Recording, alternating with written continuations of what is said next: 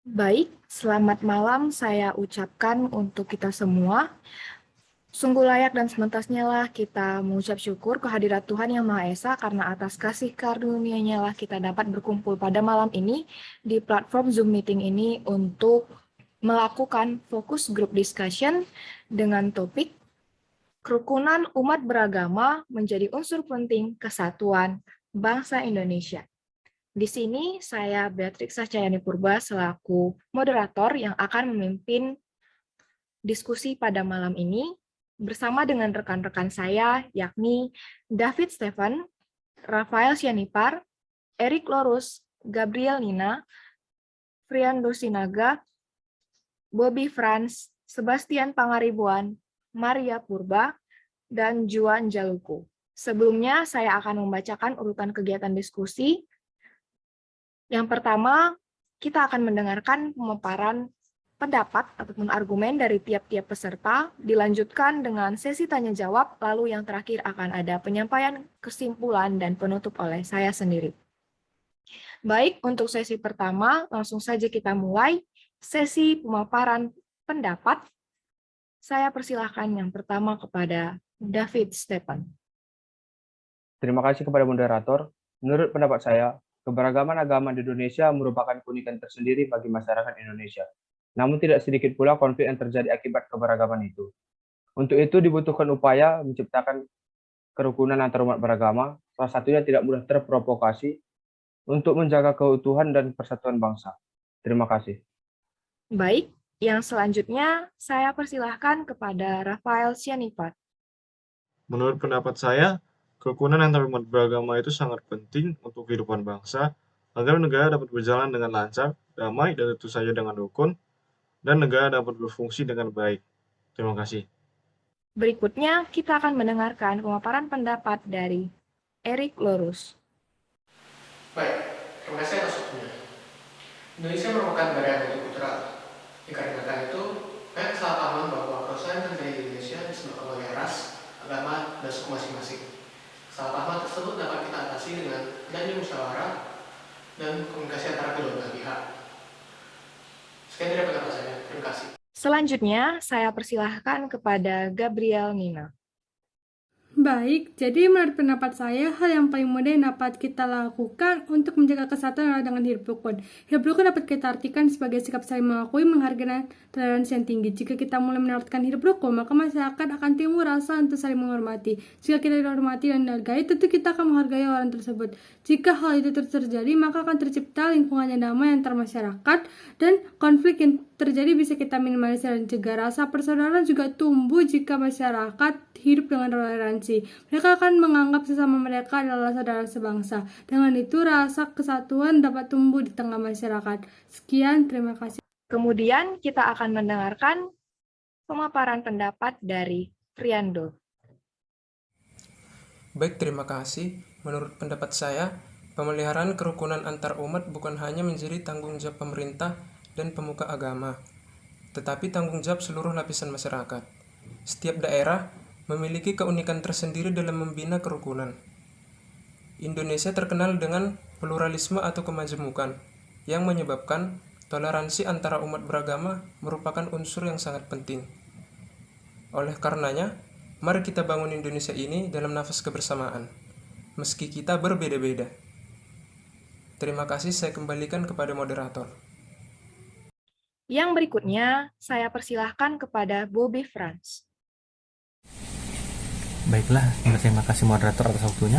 Menurut pendapat saya, setiap umat beragama memiliki hak untuk menjalankan kegiatan ibadahnya dengan aman dan damai. Setiap agama di Indonesia juga mengajarkan perdamaian dan kerukunan bagi umat beragama yang lain. Namun ada saja orang-orang yang masih sulit sekali mewujudkan perdamaian dan kerukunan tersebut.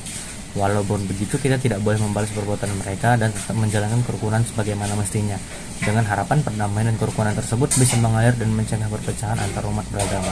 Terima kasih. Selanjutnya, kita akan mendengarkan pendapat dari Sebastian Pangaribuan. Baik, terima kasih atas kesempatannya. Menurut saya, kesatuan Indonesia masih jauh dari kata sempurna. Kesadaran masyarakat adalah jawaban untuk kerukunan antar umat beragama yang hendak diwujudkan. Masyarakat harus sadar bahwa toleransi adalah pola pikir, bukan hanya sekedar tindakan. Dengan menjadikan toleransi sebagai pola pikir, maka diharapkan masyarakat Indonesia dapat melakukan tindakan yang benar tanpa harus mengetahui bahwa tindakan tersebut adalah tindakan yang benar. Terima kasih, saya kembalikan kepada moderator. Baik, yang berikutnya saya persilahkan kepada Maria Purba. Kerukunan umat beragama sungguh penting untuk diterapkan. Mengapa demikian? Karena jika agama yang ada di Indonesia tidak rukun, maka akan terjadinya suasana yang tidak harmonis yang dapat menimbulkan konflik. Sedangkan kerukunan dapat tercapai jika terjadinya suasana yang harmonis. Jika sudah diterapkannya kerukunan umat beragama di Indonesia, maka kita bisa hidup berdampingan dengan masyarakat secara harmonis, saling menghormati dan menghargai satu sama lain, sehingga konflik tidak akan terjadi. Dan yang terakhir, saya persilahkan kepada Juan Jalupo. Baik, terima kasih atas kesempatannya. Menurut saya, kerukunan umat beragama merupakan suatu hubungan antar sesama umat beragama yang dilandasi oleh toleransi agama. Sebagai negara multikultural dengan banyaknya keragaman, khususnya dalam beragama, maka penting bagi kita semua untuk saling menjaga kerukunan umat beragama agar negara kita ini tetap menjadi satu kesatuan yang utuh. Oleh sebab itu, hendaklah kita mengambil bagian dalam menjaga kerukunan antar umat beragama dengan menumbuhkan sikap toleransi yang dimulai pada diri kita sendiri, menumbuhkan rasa nasionalisme, serta tidak menyebarkan ujaran-ujaran kebencian terhadap sesama, terutama masalah agama.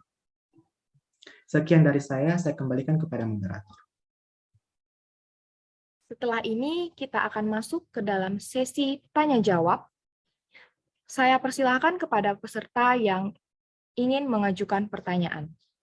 Terima kasih atas kesempatannya. Saya ingin bertanya kepada Saudara Bobby, apa sih contoh toleransi yang bisa kita terapkan sebagai mahasiswa dalam kehidupan kita sehari-hari? Baiklah, terima kasih atas pertanyaannya. Saya akan menjawab pertanyaan tersebut. Jawaban saya adalah menghargai dan menghormati agama yang dianut oleh teman kita, berteman dengan semua orang, dan tidak melecehkan agama orang lain, tidak menilai agama lain dengan cara cepat. Terima kasih. Baik, terima kasih. Baik, sesi tanya-jawab telah selesai. Terima kasih untuk yang sudah bertanya dan menjawab pertanyaan.